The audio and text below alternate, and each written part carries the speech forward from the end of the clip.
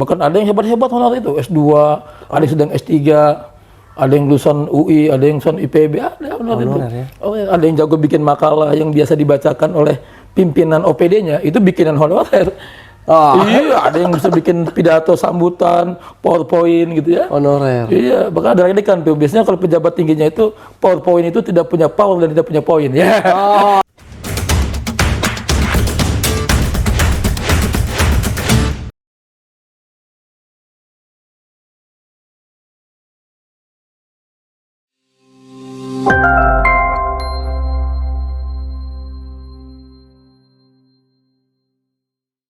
Assalamualaikum warahmatullahi wabarakatuh. Bertemu lagi dengan saya Yadi Jaya Santika dalam podcast Kabar Banten TV. Tamu saya, bukan tamu, saya yang bertamu. Saya ada di ruangan Ketua Komisi 1 DPRD Provinsi Banten. Masih muda, dulunya aktivis, sahabat saya. Bang Ahmadnya Juli. Aktivis, nggak ada bosennya aktivis. Iya. Akademisi. Aktivis terus. Aktivis terus. Walaupun sampai mati aktivis aja. Sehat Bang. Baik Bang Yadi, wah luar biasa Kabar Banten punya alat canggih sekarang ya. Lama nggak ketemu nih. Canggih soalnya ketemu Ketua Komisi 1 soalnya. Bang, Komisi 1 kan pemerintahan ya? Pemerintahan, kepegawaian, aparatur, perizinan, pertanahan, hukum, HAM, pengawasan.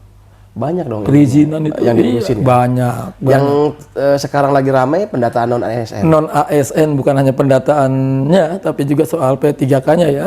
Soal mereka yang sedang input ya, sedang menginjek. Sekarang lagi proses inputan. Nggak pernah selesai nih. Isunya isu nasional sekarang.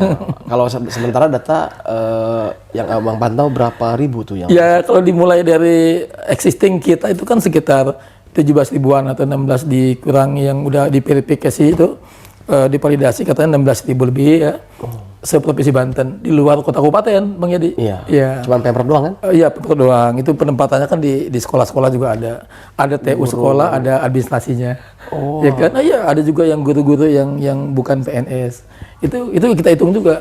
Karena sejak pengalihan itu kan sekolah SMA dan SMK itu kan menjadi kewenangan provinsi. Kita hitung sebagai aparat di situ. Luar biasa. Nah, kalau 16.000 kita kali dengan gaji sebulan 4 juta. Nah, hitung sendiri dah itu.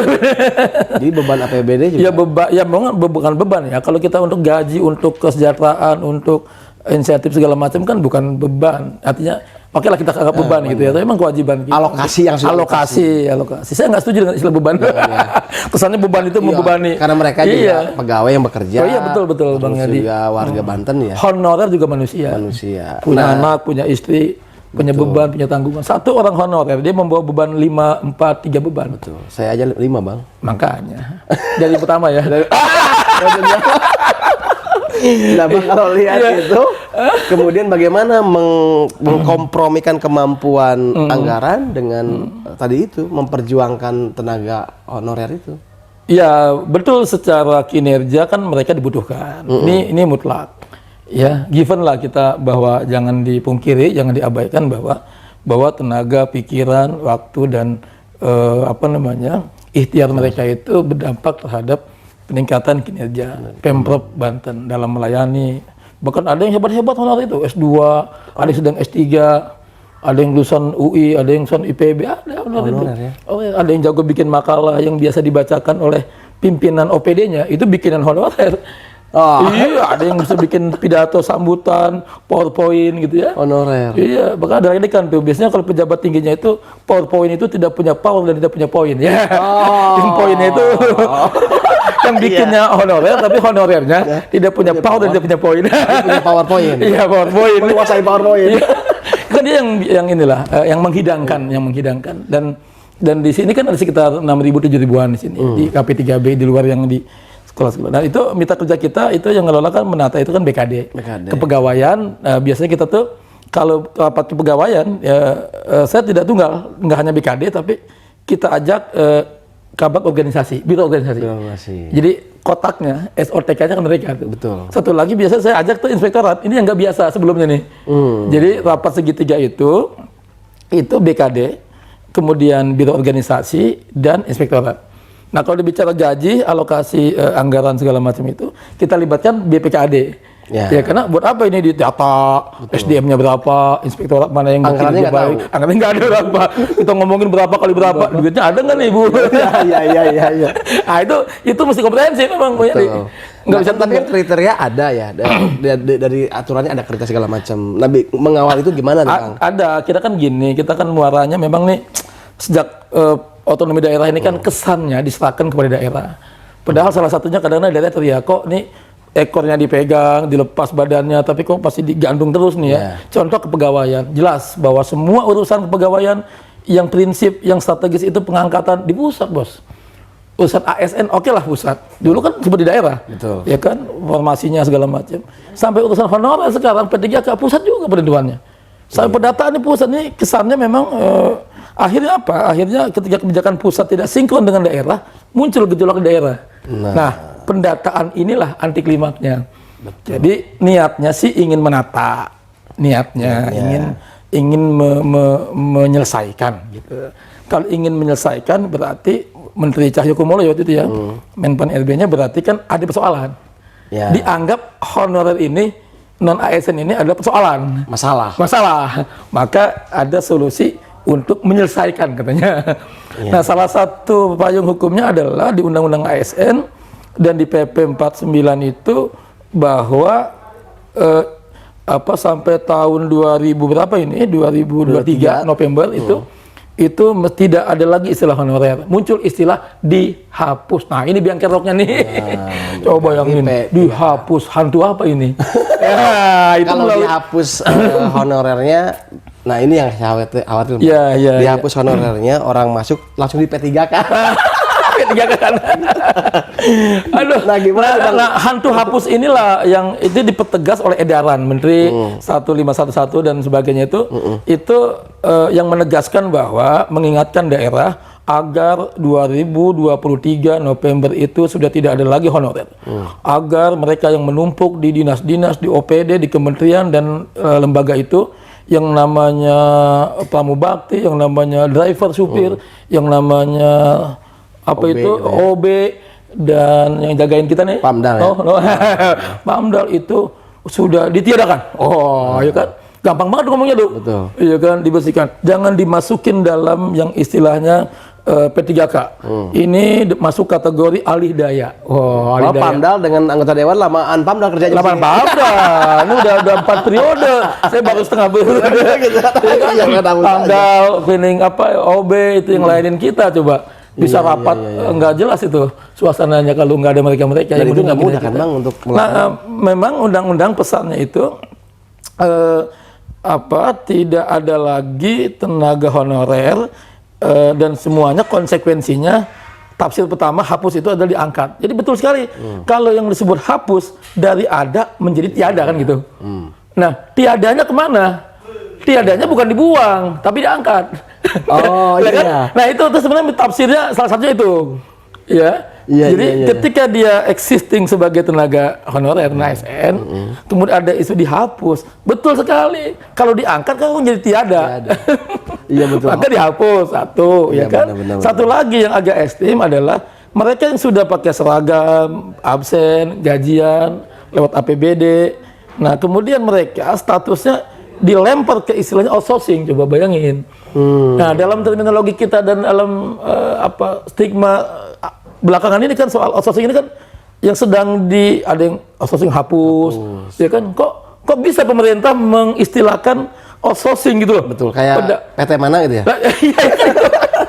ini yang kontradiksi ya. Kontradiksi dengan realitas di tengah terminologi outsourcing sedang dipersoalkan oleh banyak pihak, gitu. Kok pemerintah menggunakan istilah outsourcing gitu? Nah, ini yang saya belum tahu asbabun nuzulnya nih. Nah, tapi akhirnya begini, Bang Yadi ini kasihan juga nih ya. Saya terakhir yang paling agak ekstrim itu saya mendapatkan SK tahun 2028. 2008. Mohon maaf, 2008. Ini tenaga honorer diangkat sejak tahun 2008. Tanda tangan itu Bapak Haji Muhadi kan gitu ya. Ya kan sebagai dispenda atau apa gitu. Di situ SK-nya sebagai pramubakti 2008. Nah, perjalanannya ini anak sekolah, Ya kan, mungkin dia udah sarjana mungkin sekarang ya. Kemudian dia jenjang pendidikan dia ikutin. Bekerja dia baik, absen dia absen. Awalnya gaji dari pihak ketiga, kesininya dia sudah bekerja dengan gaji APBD dan kemudian dia tidak pernah berubah statusnya. Tetap SK-nya itu pramubakti. Pramubakti. Nggak kepikiran tuh, baik sama pimpinannya maupun sama dia sendiri. Masa udah pakai baju dinas, sudah apel Nggak pagi. kepikiran apa nggak mikirin? Nggak ada kompor lu. Nggak kepikiran lah ya. Nggak kepikiran. Nah, siapa yang menduga akan ada istilah pendataan? Iya. Nah, akhirnya kalau 2008 sampai sekarang 2022 udah berapa tahun? Berapa tahun? Hah? 12 tahun? 12 tahun. Oke, 12 tahun. 12 tahun dia sebagai tenaga honorer dengan status pramubakti. Udah bergeser gaji awalnya pihak ketiga, ya, dari pengadaan barang itu. Nah, kemudian dia sudah berubah jadi APBD. Di APBD. Ada rekeningnya apa segala macam ada. Kemudian dia sudah lebih dari setahun. Kan minimal pendataan setahun. Iya, betul. Nah, bekerja pun dia sudah banyak difungsikan ini, itu, ini. Bahkan lebih dari honorer yang baru-baru. Di perjalanannya ada honorer yang mungkin entah dalam tanda kutip titipan siapa begitu. Ya siapa sajalah hak orang untuk bekerja di lembaga Pemprov Banten. Kemudian dia baru setahun setengah. Langsung SK-nya misalnya TPP.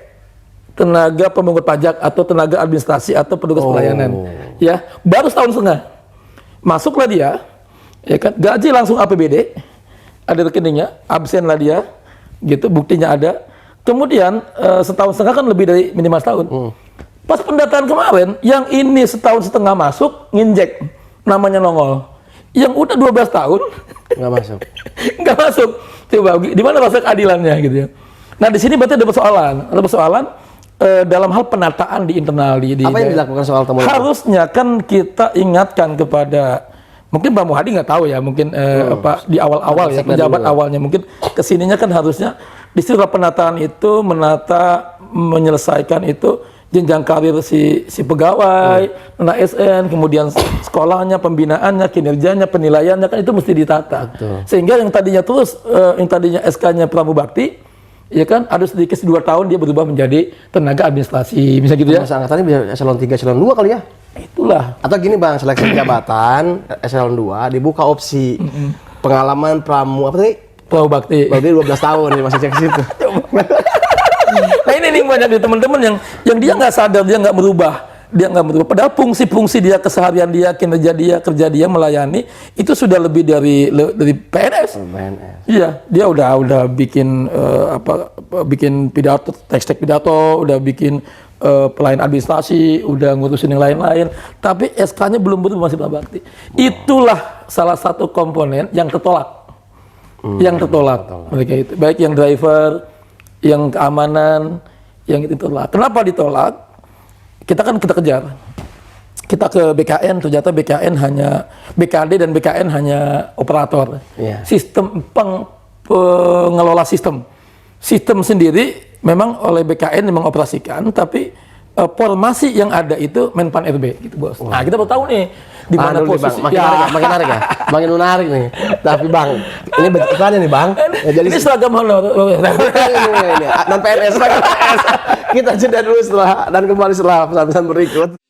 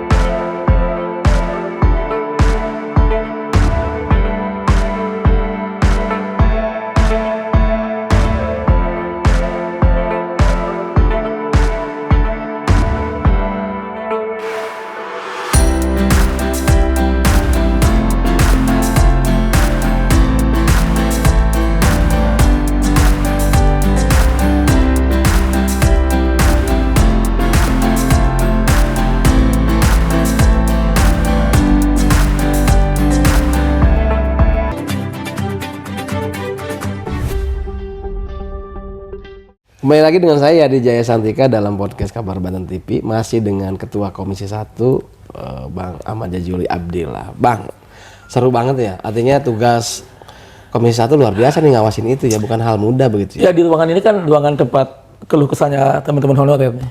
Yang di Sekwan aja ada sekitar 300 lebih ya. Kemudian yang itu kan juga manusia punya beban hidup, punya tanggung jawab, punya harapan karir naik gitu kan. Nggak selamanya jadi pamdal, nggak selamanya jadi OB, nggak selamanya jadi tukang ya, di suatu klinik servis itu kan mereka ingin derajatnya ingin naik. Karena problem pegawai itu honorer utama itu dua. Satu, kejelasan status, kedua peningkatan kesejahteraan itu aja. Ya kan satu statusnya harus jelas. Betul. Tapi selain statusnya jelas, mereka pun ingin naik dong gajinya, honornya, upahnya gitu kan. Ada yang ya Pak, upah naik Pak, tapi nggak jelas Pak kami Pak. Ya, di outsourcing-kan dengan asumsi ya, dengan asumsi menjadi outsourcing maka akan mengikuti UMP dan UMK. Oke lah 3,9. Ya, di sini mereka sarjana 2,2,5. SMA 1,9. Oh, jawabannya. Iya. Nah, outsourcing kalau ngikutin UMP ya, itu 3,9 misalnya. Ya. Niat pemerintah ingin menaikkan kesejahteraan. Kalau di outsourcing kan kamu yang supir, yang pamdal, yang OB, yang satpam, yang driver, kamu bisa naik loh. 3,9. Apa kata mereka? Pak, mendingan 2,2 juta, mendingan 1,9 daripada di outsourcingin juga. Iya. Problem kan? Ya, mending kamu bikin aja Pak daripada outsourcing Pak. Status dan kepastian. Status dan kepastian.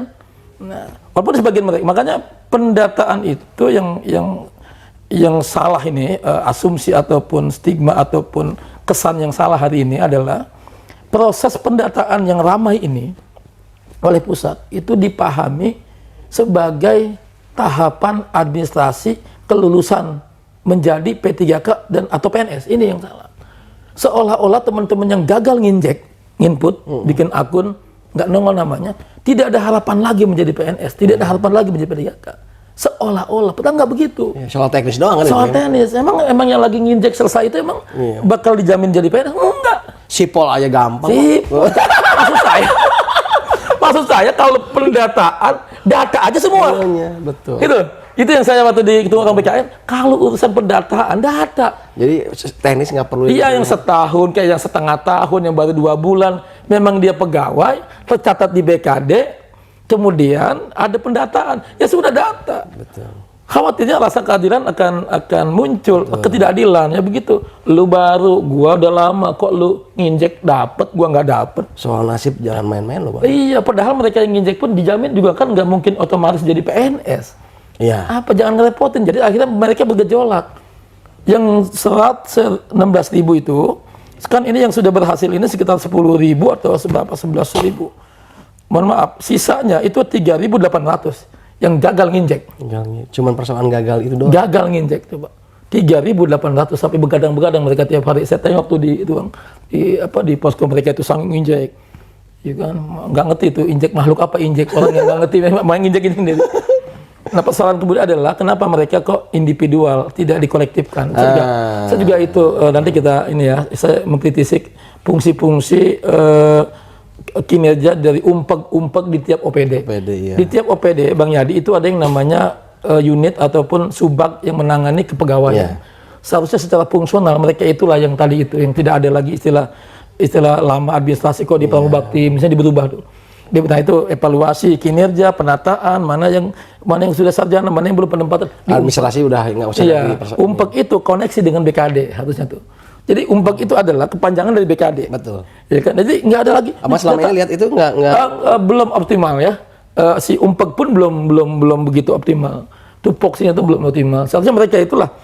Jadi nggak ada istilah. Mereka punya baseline, base data. Base data artinya yang sarjana yang udah menghabis sekian tahun yang udah kan ada. Jadi kalau itu tinggal nyomotin aja tuh. Iya, tinggal dibuka. Tinggal dibuka, klik mana yang udah sekian tahun, nongol di situ. Kompetensinya apa, nanti pendapatannya di mana. Kan clear itu. Jadi jangan numpuk di satu dina, pengennya ke Samsat aja numpuk di Samsat misalnya kan. Itu kan nggak membangun satu kondisi Belum lagi soal guru. Nah, soal guru juga. Nah, sekarang kan sisa 3.800. Ada mereka yang dari awal di hari pertama kedua dibuka itu nginjek berhasil, jangan salah. Ada yang OB yang supir dan cleaning service dan keamanan itu nginjek di hari pertama berhasil. Di beberapa daerah kita cek berhasil, Pak. Berhasil Bang Edi. Lah ini gimana? Sementara kebijakan ternyata mereka bukan yang gagal dimasukin supaya berhasil ngikutin mereka.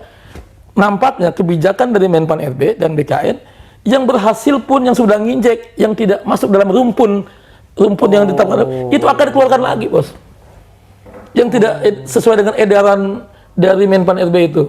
Jadi mereka yang awalnya udah bahagia nih, yang udah masuk gitu ya. Yang udah masuk ya kan sistemnya tuh.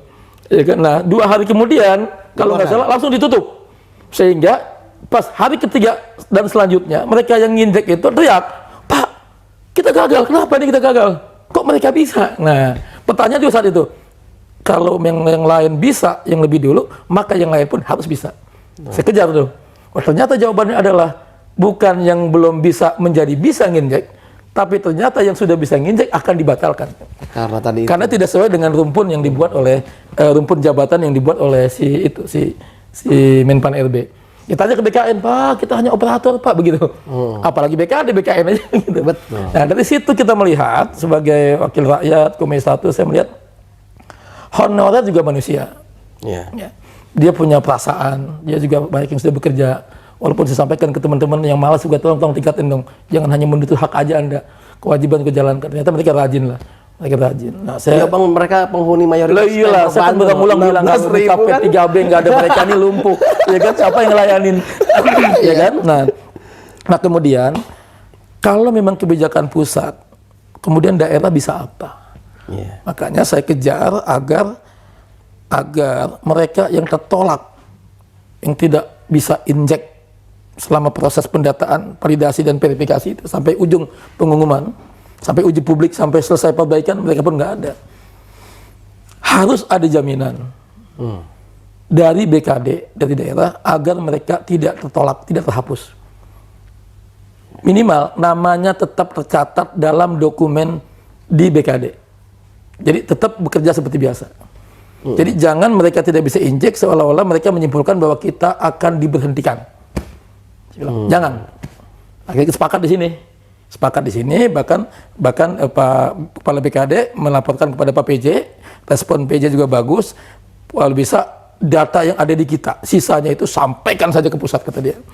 Habiskan saja. Jadi menggugurkan kewajiban kalau ada yang demo, "Pak, kita gimana Pak, gagal Pak?" Sudah gitu. Tenang, sudah saya sampaikan ke pusat ya. Tahu di pusat diapain, pokoknya disampaikan ke pusat. Nah, ini juga menjadi konsekuensi dari sikap dan kebijakan pusat, karena kan mereka menuntut. Nah, minimal anggaran, gaji, status mereka yang tidak terinjek dijamin tidak akan diberhentikan. Nah, tercatat oleh BKD. Sabar, walaupun Anda tidak tercatat dalam sistem BKN, tapi Anda tetap tercatat di BKD. Saya di Komisi 1 dan BKD sepakatan dengan Asda 1 dan ke PJ, ternyata kita sepakat bahwa anggaran untuk mereka tetap harus tersedia, walaupun tanggung jawab teknisnya nanti distribusi ke tiap OPD. Gitu loh. OPD gitu kan. Karena kan OPD begini, Bos. Karena dari awal kan ketika udah di warning bahwa jangan ngangkat honorer, ternyata kadang-kadang OPD ngangkat lagi kan gitu. Ini yang membuat pusing pusat itu katanya. Ini gimana kita mau habiskan malah nambah gitu. Tapi Bang, ketika yang nggak tercantum di BKN, kemudian difasilitasi di OPD, statusnya bagaimana? Ya, mereka tetap pegawai honor di daerah. Mereka tetap honor. Mereka pun kan yang udah kecatat sana kan juga belum dijamin. Ini kan tangga menuju P3K. Padahal di undang-undang kita jelas yang namanya PNS, ASN, P3K itu harus pintunya lewat seleksi. Selama undang-undang ASN itu nggak dirubah, ya kan, klausul tentang bahwa pengangkatan PNS itu melalui seleksi nggak akan bisa otomatis, Bos. Makanya sekarang guru-guru semua tetap seleksi itu undang-undang. Dipertegas oleh PP 49. Jadi rubah dulu PP dan undang-undangnya, baru kita boleh saling mengangkat. Makanya aspirasi kita ke Komisi 2 itu sekarang sedang berjalan proses usulan dari legislatif revisi tentang undang-undang ASN itu. Di pasal 131 kalau nggak salah, nanti semangatnya adalah untuk pengangkatan PNS ambillah dari honorer gitu. Ambillah.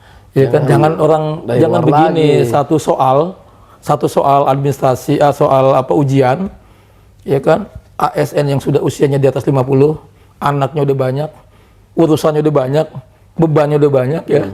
Kemudian diadu dengan lulusan sarjana yang masih anget kepalanya. Soalnya sama, Bos. Iya. Coba apa? Yang banyak beban lu pertanyaan sama jawabannya satu. Iyalah, janganlah ya kan. Iya. Tolong dikualifikasi terkait dengan kebutuhannya apa, bidangnya, formasinya, ya silakan sesuaikan. Tapi comot dulu dari sini.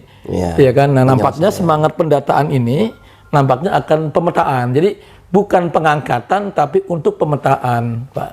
Ini yang bikin heboh ini. Iya, benar. Proses pendataan dimaknai sebagai tahap awal seleksi administrasi pengangkatan. Gelisah di bawah. Gelisah di bawah. Padahal hanya Bang, berharap semua Bang. iya, wajah-wajah harus penuh harapan ya.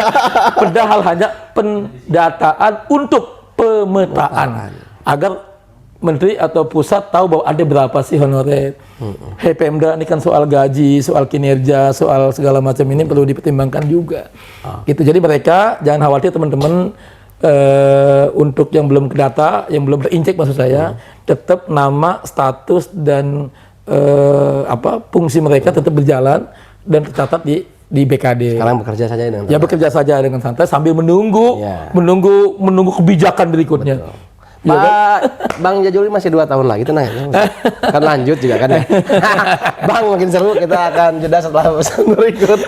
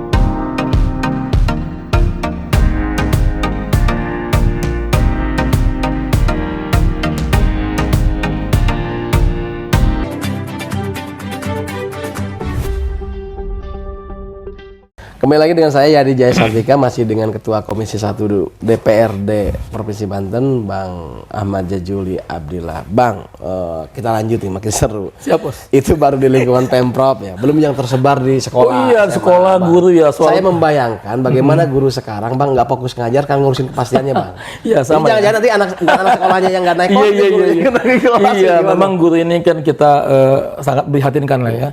Di tengah tanggung jawab mendidik moral, tidak hanya mengajar ya. Bertanggung jawab di rumah, tanggung jawab di sekolah, dan tanggung jawab di luar sekolah kan juga guru.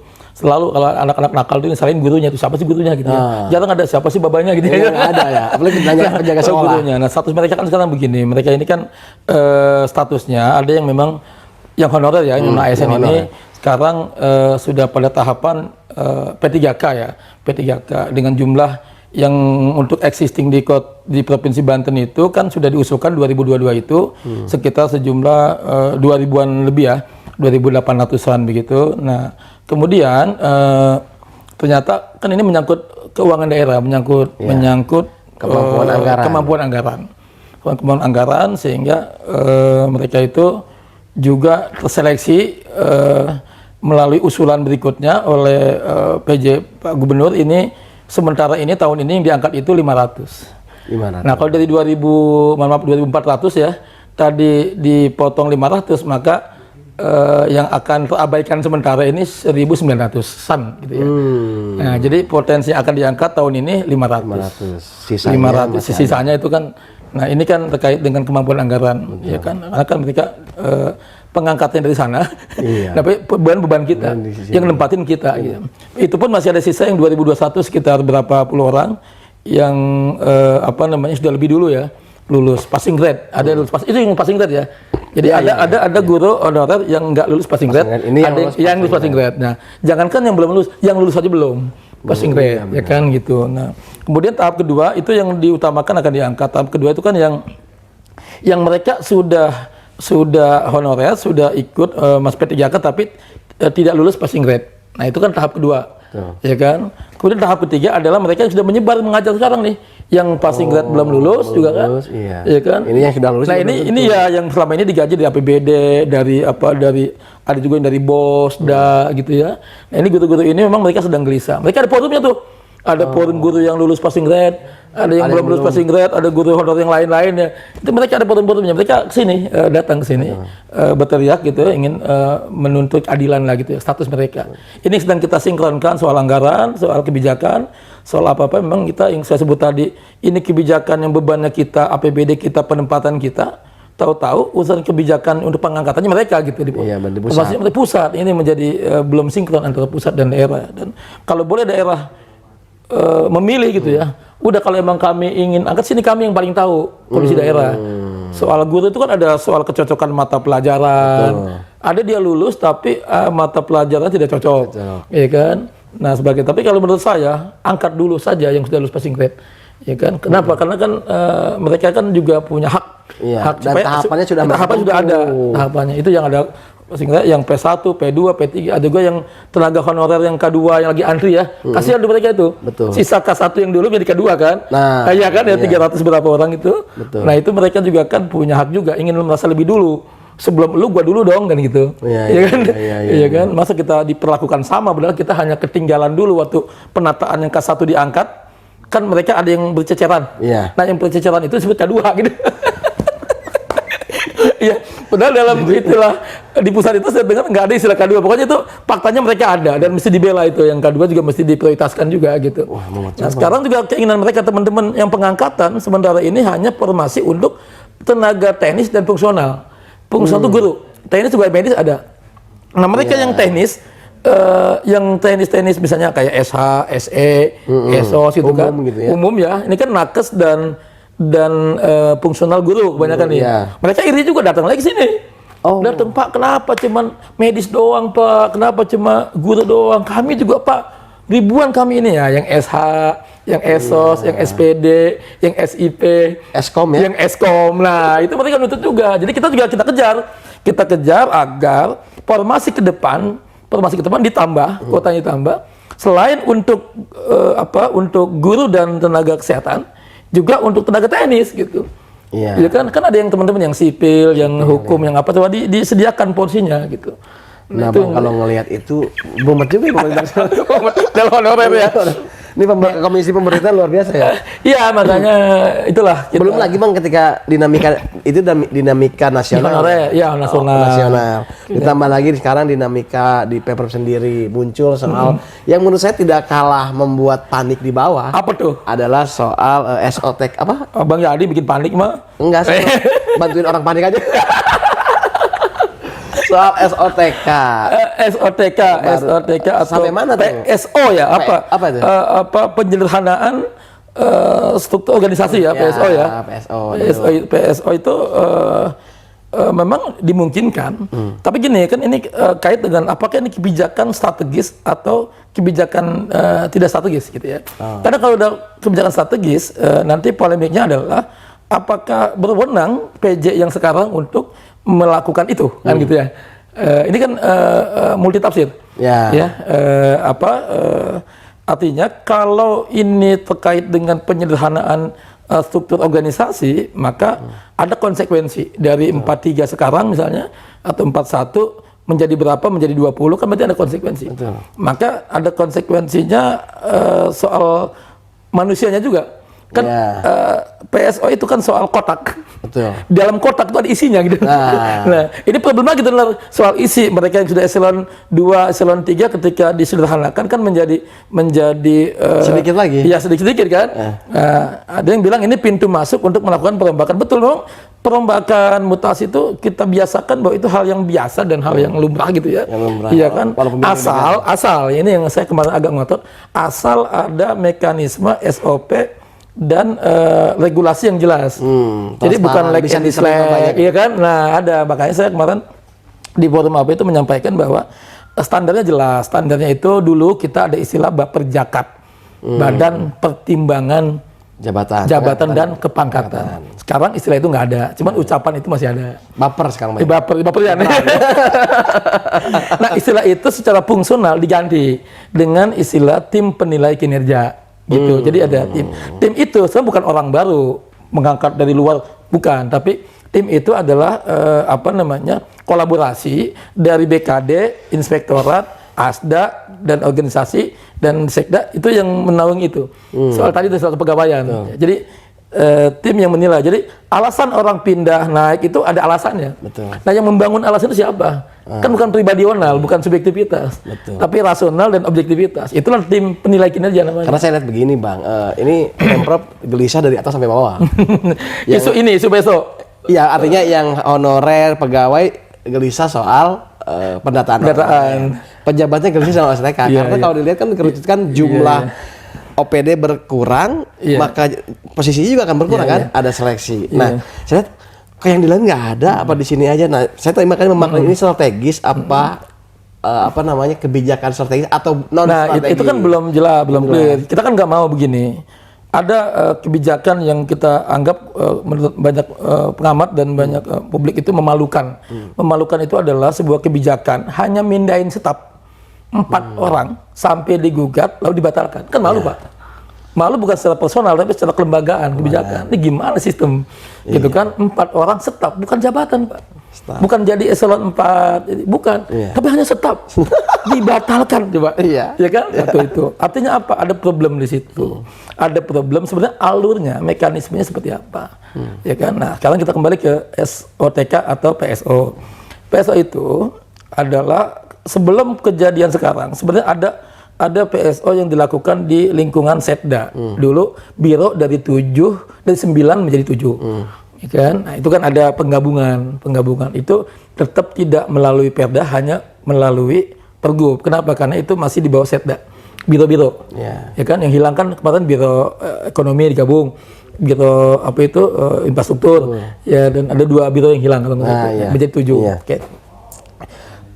Itu pun kita tanya, loh Pak Jajuli kok mempersoalkan? Saya bukan mempersoalkan soal kewenangannya, saya mempersoalkan ketika ada seorang yang sedang menjabat, kemudian ada penyederhanaan. Saya mau nanya, ini orang mau dikemanain?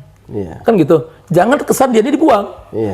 Memang dimungkinkan dalam undang-undang bahwa seseorang hilang jabatannya dalam jabatan struktural ketika terjadi reorganisasi atau PSO tadi itu. Itu sangat mungkin.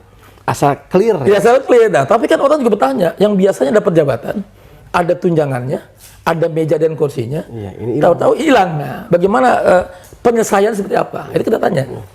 Nah, ketika berdampak pelayanan, berdampak itu, berarti kita punya tanggung jawab dan punya kewenangan dong nanya-nanya dewan gitu kan. Nah, dong kontrol legislasi apa. Saya pernah nanya langsung Bang ke Sekda ya. Waktu itu sama diskusi dengan saya. Saya tanya bahwa pengaruh baiknya soal itu dalam efisiensi. Dan kita tahu bahwa dalam teori apapun saya bilang yang terbaik belum tentu pas, saya bilang, termasuk di Banten. Nah, termasuk Bang Jajuli melihat itu bahwa ini pas atau tidak? Iya, kita tanya. Pak Sekda kan rapat di sini. Kita panggil Pak Sekda, Pak BKD, Biro Organisasi, Inspektorat, dan yang terkait dengan BKD dan Bu Tina waktu itu kita rapat di sini. Pertanyaan saya sederhana waktu itu.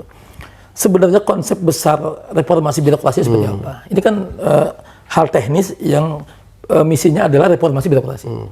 Ya kan, tata kelola pemerintahan yang bla bla bla gitu kan. Maka turunannya adalah SOTK, efisiensi itu alat. Betul. Jadi metodologi, bukan tujuan. Pak. Nah, makanya kita tanya yang belum secara komprehensif terjawab hari ini. Sebenarnya konsep besar reformasi birokrasi ini seperti apa? Sehingga harus ada penyederhanaan, ya kan? Jadi supaya tidak banyak dicurigai orang nih penyederhanaan ini mau ngapain tujuannya? Jangan-jangan nih alasan untuk mindahin orang nih, itu kan? Itu akhirnya untuk spekulasi aja, makanya karena basis argumentasinya tidak utuh, ya kan? Konsep besarnya apa? Lalu efisiensi itu apa? Efisiensi itu bukan tujuan. Nah, Itu tuh alat untuk mencapai tujuan ini, maka kita harus efisien. Nah, tujuannya sendiri apa sebenarnya ini? Ya kan? Nah, belum lagi soal kemanusiaannya, soal manusianya. Ketika dia udah enak sebagai posisi eselon 2, eselon 3, ketika dinasnya disederhanakan, maka ada konsekuensi. Ya kan? Lalu bagaimana solusi terhadap konsekuensi ini? Kita tanya, Pak. Kita tanya. Lalu kajian detailnya seperti apa? Kita tanya. Gitu ya. Nah, itu yang belum terjawab secara utuh, makanya kan belum selesai sampai sekarang. Nah, belum lagi yang prinsip tadi itu.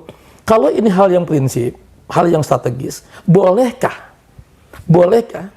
penjabat gubernur gitu, melakukan kebijakan seperti ini gitu ya. Saya nggak bilang saya tidak pada posisi yang membolehkan atau tidak membolehkan, tapi mengingatkan untuk didalami secara komprehensif, jangan sampai nanti digugat lah, membuat gaduh lah. Gitu. Diketawain aja. Nah iya Bang, ya dia bilang udah gaduh nih Bang, udah gelisah di dalam. Ya berarti kan ini ini belum kejadian aja udah gaduh gitu. Ada yang tidak terjawab begitu. Iya kan, ada yang terjawab. Itu nampaknya itu yang perlu kita. Kuncinya adalah menurut saya konsep besarnya dibuat ya. Jadi tim evaluasi kinerja, kemudian orang pindah dan tidak pindah itu atau promosi dan tidak promosi itu memang mindsetnya hal biasa gitu. Tapi masuk dalam sistem karir, ya kan, karir. Jadi ada jenjang karir. Jadi orang tuh nggak apa-apa anaknya Bang Yadi, adiknya, istrinya nggak apa-apa itu, ya kan, titip menitip itu kan kita susah dihindari ya. Tapi yang penting kualifikasinya masuk. Sistemnya dijalankan, gitu ya, masuk. Lo dibutuhkan sarjana akuntansi. Kok ini manajemen kan juga nggak masuk. Jangan ambil yang tahu dia doang. Nah iya, nah itu. Sebenarnya ini yang salah, Bang Jajuli ini ngawasin lolos. Ya iya. Nah itu tim penilai kinerja itu kan nanti jadi jangan orang yang diusulin siapa, yang jadi siapa. Gaduh juga Pak. Betul.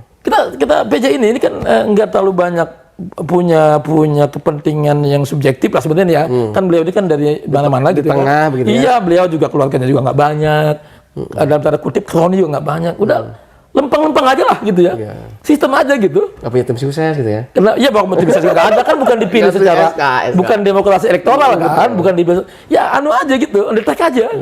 Sehingga ada kebiasaan di kita itu pejabat itu yang nanti takutnya warawiri. Warawiri kemana-mana nyari suaka, nyari gantungan, datang ke Bang Yadi nitip dong gitu ya. Datang ke ini. Itu menjadi nggak sehat. Itu kan menjadi nggak sehat gitu. Iya. Nah itu suasana yang nggak kondusif sebenarnya itu, nggak bagus. Kalau birokrasi dicampuri dengan urusan luar itu, ikut terlibat secara strategis itu alamat itu.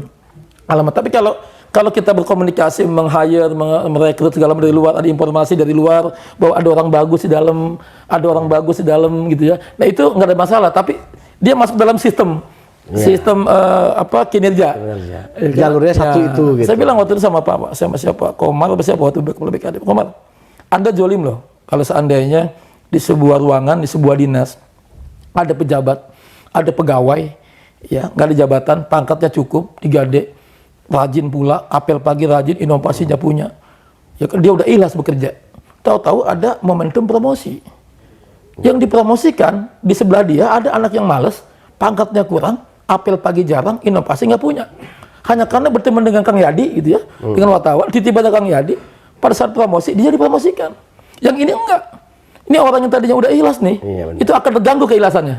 Waduh kok, ya Allah kan gitu ya. Udah rajin banget, dan ini soal keringat orang loh Bang. Ya kan soal kemanusiaan juga itu. Nah, makanya di situ sistemnya dibuat. Ukuran kinerja, penilaian kinerja dibuat. Jadi dia dipromosikan karena memang ada poin kinerja baik. Walaupun dia titipan Bang Yadi gitu. Tapi kualifikasinya masuk, pangkatnya cukup. Sistemnya maka dalam manajemen PP 49 itu yang permenpannya itu soal wasdal dan terhadap NSPK, namanya NSPK Bang. NSPK itu dia harus melalui N itu normatifnya. Administratif normatifnya dia harus ikut. Kedua, SJ itu standar.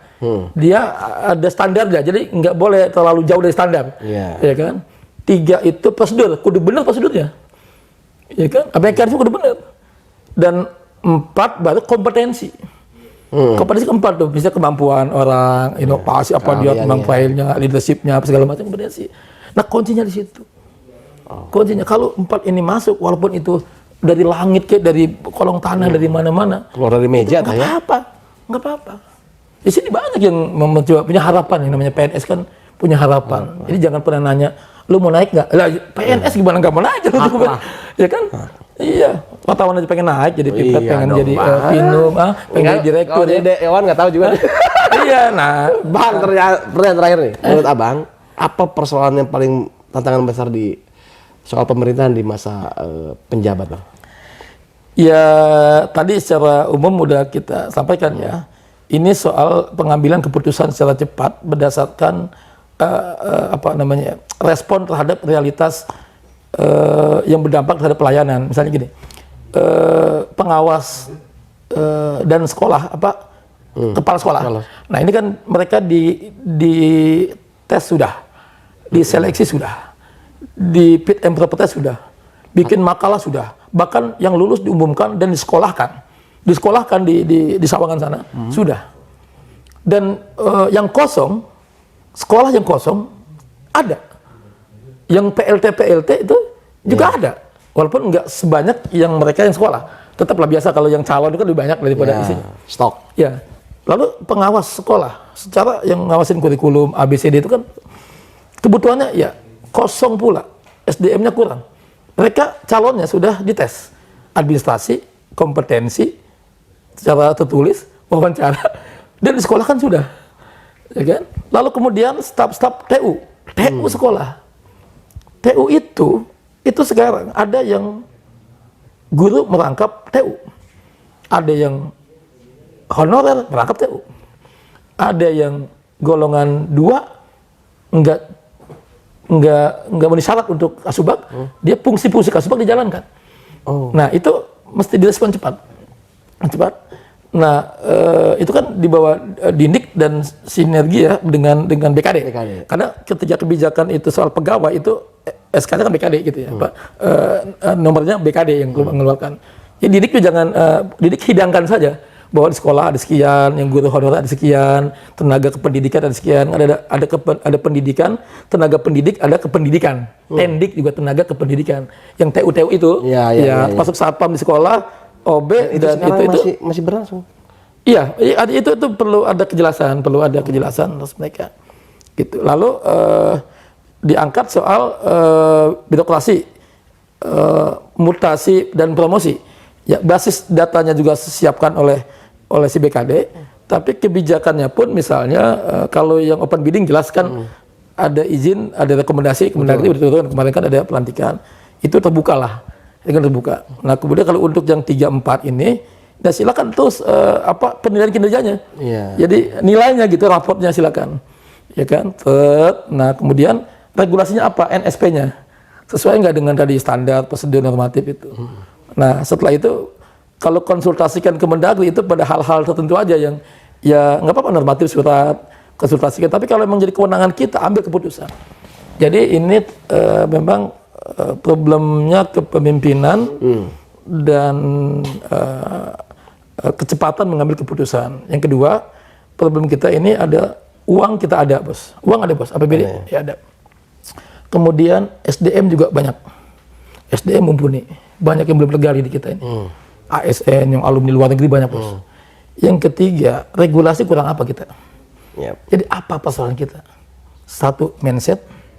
2, kultur budaya. Kalau mindsetnya malas, ya kulturnya juga ingin manja. Karena gue mah dari dulu titipan, gue nggak mau jadi pegawai negeri, ya kan? Akhirnya gue malas di sini kan. Kemudian gue sih backup bangkong gue, baba gue sama ya kan sama saudara gue, ya kan akhirnya dia malah tenang aja gue sih, nanti gue ada yang nge-backup gitu ya, ya kan. Nah itu mindset dan kultur malas, kultur maling, kultur fiktif, kultur itu kan itu kultur kupret, ya kan, kultur minta backup, jadi tolong gue nih, ya kan, tenang ada ya kan, uang, ya kan, saya juga uang juga menggampangkan dengan uang segala macam itu. Iya, saya berapa kali kena fitnah istilahnya. Ini buat dewan yang ini segala macam ini. Dan ternyata mereka ada berkeliaran aja. Itu fitnah bang. Ya artinya. Kalau mau ikutan ini bang. Apa? Kalau gue mau ikutan. Jadi memang di lapangan itu kan memang liar gitu. Liar. Karena kenapa? Karena mindsetnya dan budaya itu yang memang berlanjut. Itu selesai persoalannya di situ. Soal uang, soal regulasi, soal SDM, Banten Oke. oke. Tapi dua hal itu kita rubah pelan-pelan, mindset dan kebiasaan-kebiasaan buruk, adab buruk. Jadi kalau sistemnya udah benar, kuat, ketat, Ininya. siapapun manusianya, ya kan, mau dari manapun gitu, mau pakai golok ya, mau pakai senjata ya, mau pakai apa segala macam, masuk dalam situ, clear. Baru kita menatap masa depan Banten yang lebih baik di situ. Mantap. Visinya kayak pernah dengar saya. Enak aja loh. Baiklah, Bang. Lantas aja. Luar biasa ini. Dan saya juga berharap kalau ada apa, jangan sampai gitu, sekelas paper Banten, administrasi SDM segala macamnya, kalah sama kelurahan kan malu, Bang. Iya. Jadi, itulah luar biasa. Kalau idealisme dan ini yang di media kemarin Pak penataan reportase organisasi itu udah bagus sebenarnya, tinggal eksekusi aja, tinggal ya kan, dan percaya sedikit sama anak buah, konsolidasi itu aja. Jadi jangan ada dendam, jangan selalu nggak percaya, ya kita saling ingatkan aja, jangan kalau semuanya nggak dipercaya ya bagaimana kita. Betul. Ya kan, nah ini kan mau nggak mau kan memang stoknya. Nggak mungkin lah pikir sendiri. Lagian musik percaya sama orang ya, percaya sama Tuhan ya. Ya. Dia. Udah penutup belum nih? Udah penutup belum? Kalau udah gue mau salam buat para honorer. Iya dong, kasihan teman-teman non ASN honorer yang lagi berjuang. Saya merasakan betul bagaimana derita dan ekspektasi, harapan, cita-cita kawan-kawan tetap selamat yang sudah injek, tapi juga jangan terlalu punya ekspektasi yang berlebihan karena tahapan-tahapan menuju P3K dan ASN ini masih panjang. Ada banyak faktor, jangan sudon juga, jangan sama orang lain, sama BKD juga kita udah optimal, BKD kita di sini, Panana dan kawan-kawan, kemudian juga dengan BKN juga ternyata kewenangannya ini terkait dengan kewenangan pusat, pemerintah, kewenangan Menpan RB, dan kewenangan anggaran juga. Ya kan, kita tetap berikhtiar kepada Pak PJ juga sudah optimal, tinggal kita hitung-hitungan soal kenaikan upah juga kan teman-teman pengen derajat ingin naik. Yang dulu zaman sebelumnya lalu dinaikkan zaman PWH, sekarang belum naik lagi gitu kan. Nah, ini pun nggak boleh masukkan kehendak karena kita hitung dulu anggarannya. Ya kan, kalau kita dewan sih ya kita berjuang agar itu dinaikkan mereka itu teman-teman itu supaya kesejahteraannya juga naik, statusnya juga jelas. Itu aja Bang Yadi. Siap. Selamat bekerja. Luar biasa. Udah lama nggak ketemu jadi kalau kita ngobrolnya panjang ya. Lewat Bang durasi nggak Yadi, apa-apa. Bang Yadi. Bang, terima kasih banyak, Bang. Sama-sama. Saya doain perjuangannya memperjuangkan non ASN lancar. Iya. Dan termasuk 2024 juga dilancarkan. Terima kasih. Iya. Kompor. Demikianlah masih kita kali ini bersama Ketua Komisi 1 DPRD Provinsi Banten, Bang Ahmad Jajuli Abdillah. Terima kasih banyak. Wassalamualaikum warahmatullahi wabarakatuh. Waalaikumsalam.